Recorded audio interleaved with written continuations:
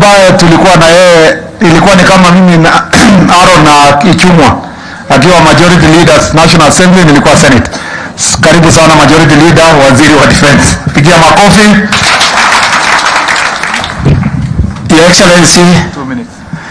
Your Excellency the Deputy President, viongozi wa dini, watu wa Elgeyo Marakwet, hamjambo? Salamu alaikum. Bwana asifiwe. Your Excellency, kwanza nimepata mawaidha mazuri leo kutoka Bishop Dominic. Kwanza ulisema tumshukuru Mungu, lakini tunataka tumshukuru Mungu kila siku na kila wakati tukiwa manyumbani, siku wa hema pekee. Ya pili, ulisema yale ambaye yanasumbua Kenya: corruption, impunity and tribalism. And that is what I think our president is now dealing with. Your Excellency, kwa maneno ya security, nataka niwaambie viongozi na wananchi wa Elgeyo ya kwamba as the chairman of the National Security Council, you, Your Excellency, and as the Commander-in-Chief of Kenya Defense Forces, you have given us firm instructions on how to deal with the banditry menace in the North Rift in the 6 counties. Na mwaka huu, we have a different strategy. We will not tell you. Muliona jana huko Kainuk, muliona huko Baringo, commandant wetu wa GSU wako hapa, Eliud is here, the CDF and the IG were here on Friday. Your Excellency and the people of Elgeyo, we will deal with the criminals. That one you can take it. We have found instructions. Now, beginning this year, bunduki ni ya serikali na itakuwa ya serikali. Hakuna bunduki ya kuchunga ngombe. Tukikupata unachunga ngombe na bunduki, basi usilaumu security sectors. Mimi, Professor Kindiki, the whole membership of National Security Council, we have firm instructions from the President and we have firm instructions as our Commander-in-Chief. Just, Your Excellency, I wanted to help my colleague Ichungwa and Aaron. Hii maneno ya judiciary, Your Excellency, is because you have said you will fight with corruption. And you have said you will fight with the corruption in the legislature, in the national government, in the private sector, in the county government, and in the judiciary. The rest of this other group, hawajaongea, it's only the judiciary. And I think my very good sister, Lady Justice Ngombe, even her predecessors did better. At least Dr. Willie Mutunga and Maraga confessed and are on public that there is corruption in the judiciary. She is even unable to do that. It's very unfortunate. And I attended both the function of Dr. Willie Mutunga and the one of Maraga. Her only message is Pitieni Barabara. Your Excellency, the two leaders will agree with me that in the 8 years there was a leader of majority, and I want the people of Kenya to hear. We lost close to 17 cases, bills that we have passed, both in the Senate and the National Assembly. And the reason why we lost those cases was a very important constitutional principle called public participation.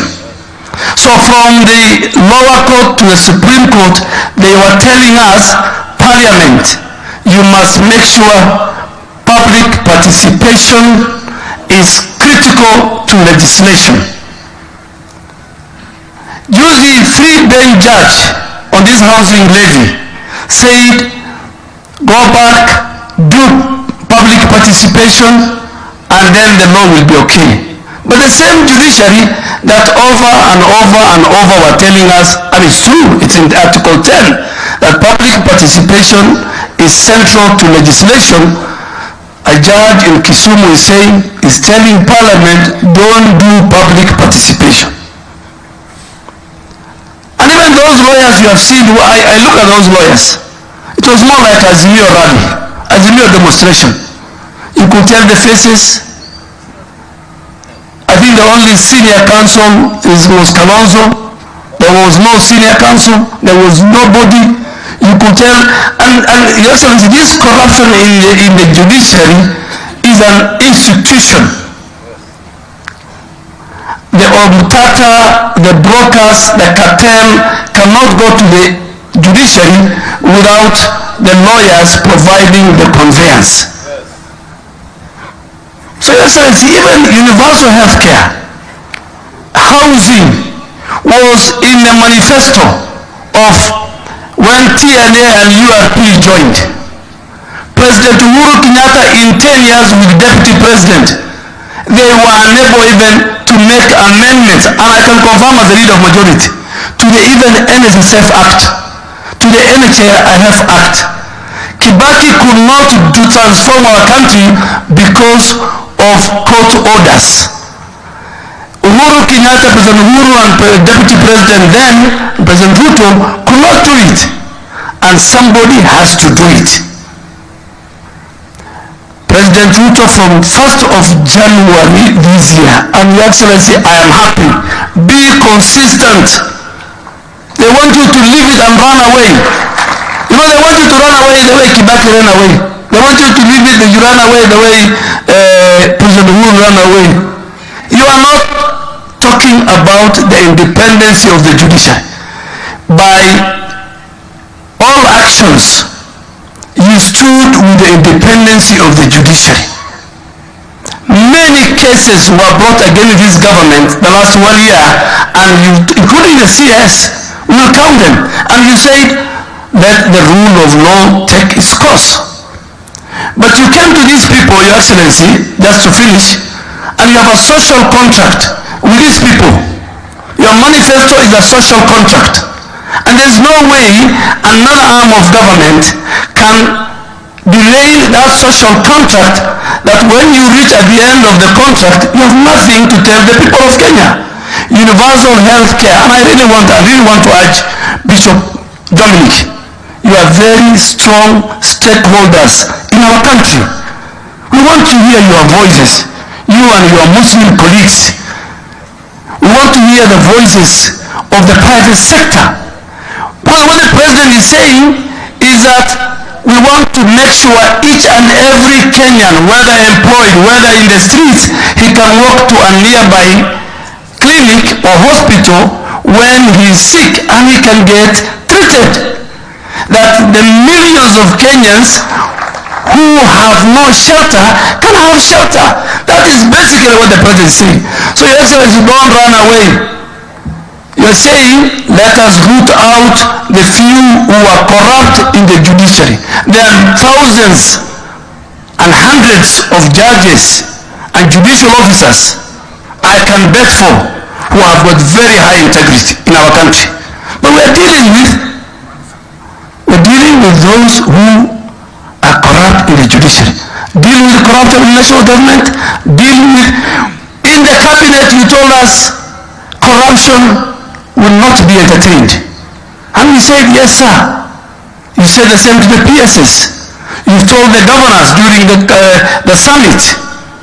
You told the legislature when you make your address. Nobody is